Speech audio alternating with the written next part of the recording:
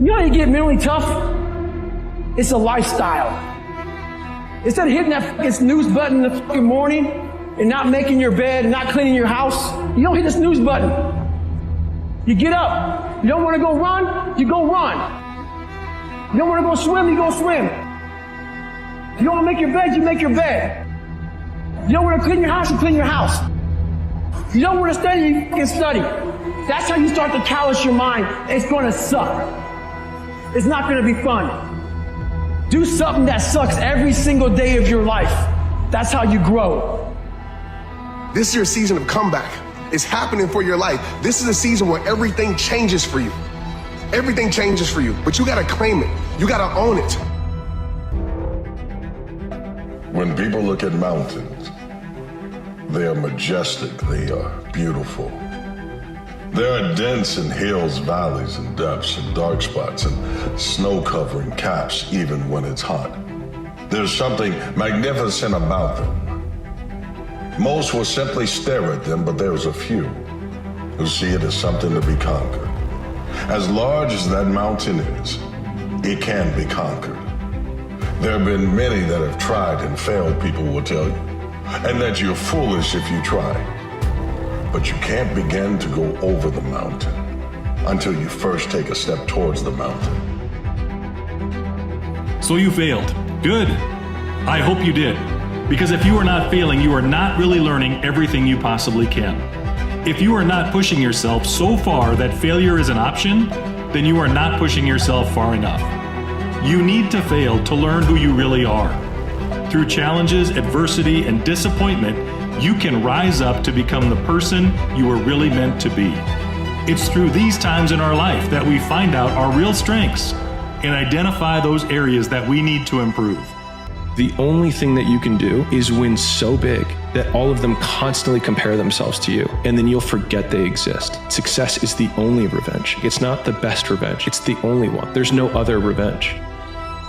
We try so hard in our lives to fit in. We try to fit into certain groups, among certain friends, yet the people we idolize are the ones that stand out. But when you're prepared, there is no fear. There is no fear of failure, okay? Because even if you've walked out of something and you feel like you failed at it, your preparation is so strong that you're gonna take that failure and turn it into the outcome you desire.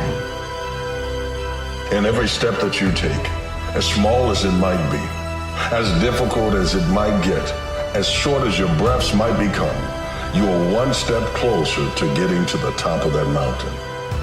And the same mountain that once looked so majestic, that looked so big, when you reach the top of it, you'll look down and see that everything around you now looks small. Because you're at the top of the mountain. You've gone to heights that other people won't.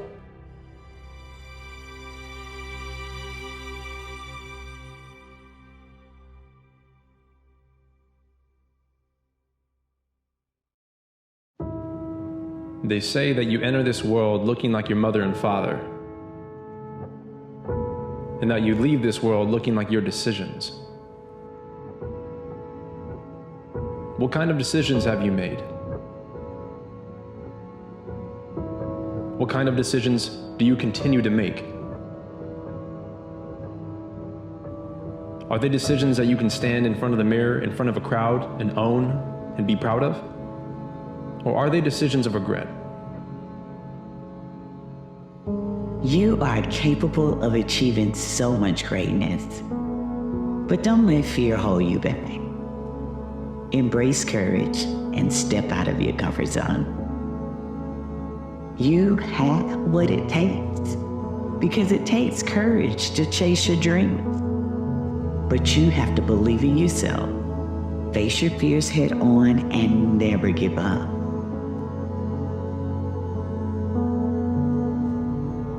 I think people are very slow to thank and quick to blame.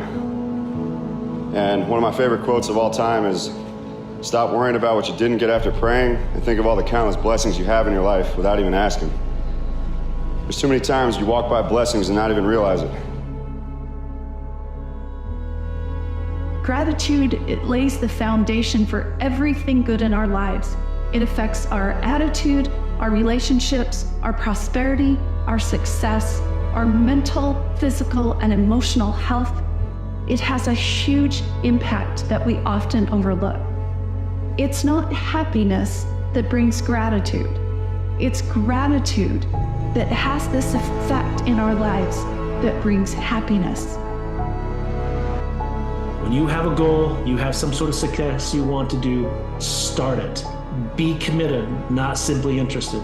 When you are committed, you will be amazed at how Providence or God or the universe, whatever the higher power you believe in, moves in your favor, and all kinds of things come to assist you in what you want to get done. Be committed, not interested. If somebody were to look at the face of the 85, 90-year-old version of you, what kind of life would they see? Would they see adventure? Would they see opportunity? Would they see power and determination, perseverance, pride in having stuck it out, despite the challenge, despite the pain? Would they see strength in your face? Or would they see a face of regret, of sadness, of yearning, wishing that there was just one more opportunity, one more chance to make it all right? But that's not going to be you. That will not be you. You will be the one that takes the opportunity. You are going to be the one that finishes the race. You're not just going to be great at starting, you're going to be great at finishing. You're going to be one who can stand in front of a crowd and stir the emotions of thousands, millions of people, because that's who you are. That's the example that you set. You may have come in looking like your mother and father, and who knows, maybe they weren't even there for you, but you have the chance to change all of that. You have the chance to burn, leave a new legacy, shine so brightly that people for miles and miles can see you in the dark.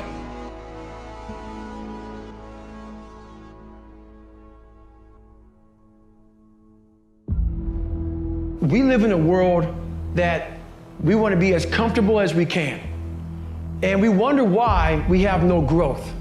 We wonder why when the smallest thing in our life gets difficult, we wonder why we cower and we run away.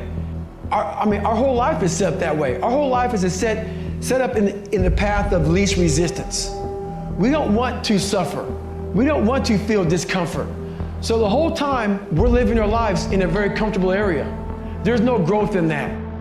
If you succeed in every goal you have ever set, then you are not setting the bar high enough. You are not reaching far enough. You are not pushing yourself to the limits where failure is not just an option, but a probability. I want to fail in life, but I want to fail forward. I want to learn from my failures. I want to be able to push forward through failure and move on to become the person I am supposed to be. This is the season where all those losses in the past that didn't make sense, all the setbacks, all the no's, this is the season where you get that yes where it makes sense.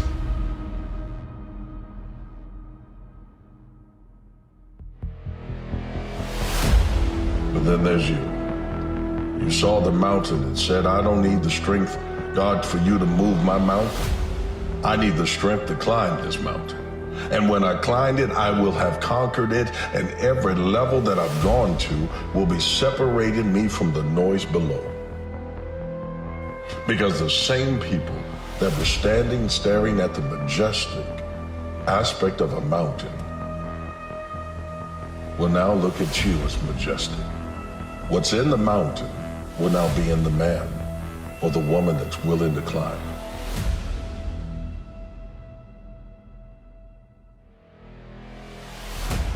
Maybe last season you were feeling down. You were feeling down on life. This is the season where everything turns around. I want you to treat it as such, and I want you to believe in that.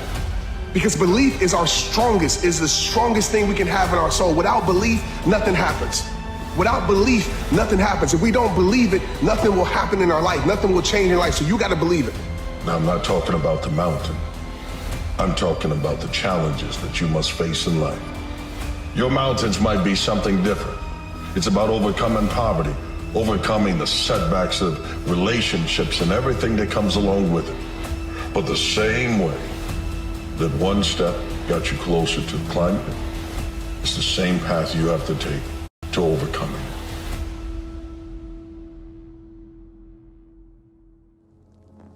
None of us can change our yesterdays, but all of us can change our tomorrows. Therein lies a problem for a lot of people. We are dwelling in the past. Maybe we did something we shouldn't have, or maybe we didn't quite measure up to what we thought we should have. At this point in your life, you have paid for what you are. Going forward, you get to choose what you are. When we have not completed our past, it's very difficult to write our future. We must learn to complete the past by forgiving people, forgiving circumstances, and most of all, forgiving ourselves. That's who you know you are. Don't let the old story of, well, time's passed me by, my best years are behind me. That's a lie, that's false. The best life for you to live is ahead of you. That's why the windshield is so much bigger than the rearview mirror. You're supposed to look forward. Look ahead at what's on the horizon for you, because it's coming anyway. And when it comes, you need to be ready. The way you get ready is by making those decisions that when you're laying on your deathbed, people know they're standing in front of a champion. Be that champion. Never neglect the little things. Never skimp on that extra effort, that additional few minutes, that soft word of praise or thanks, that delivery of the very best that you can do. It does not matter what others think. It is of prime importance, however, what you think about you. You can never do your best, which should always be your trademark. If you are cutting corners, shrinking responsibilities, you're special. Stop doing it and act like it. Never neglect the little things. Appreciate the opportunity every single day to be great.